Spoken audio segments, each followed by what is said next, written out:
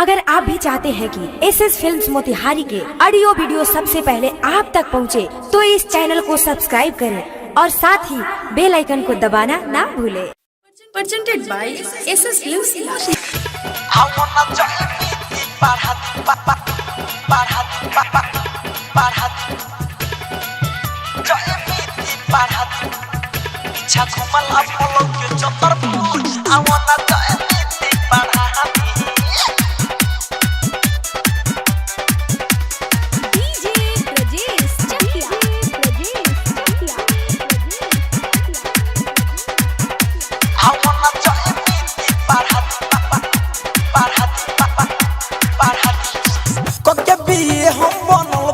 Master मत पढ़ावे में पानी हम बलास्टर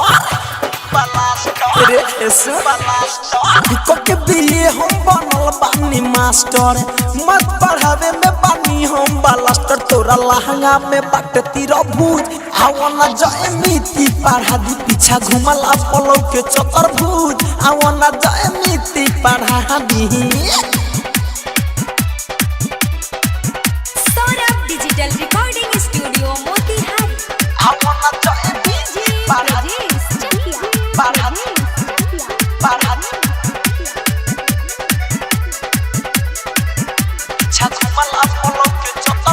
आदि साइन बाई साइन ठीटा के मान रखिला तो हर चली हो।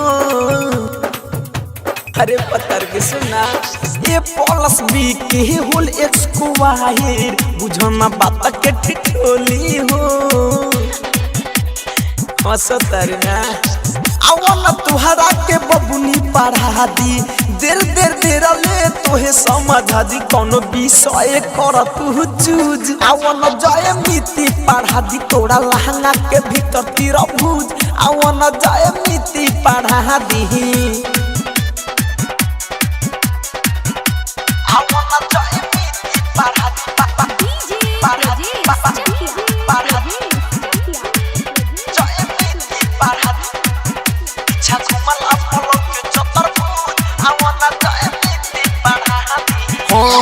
धड़कन धनंजय के पतिया नटाला पढ़ावे बीरज से बिहारी हो ना दिक्कत ना हुई आराम से पढ़ा। हमनी के कोचिंग सौरभ ये सवरिया खोलले बाटे मोतिहारी हो।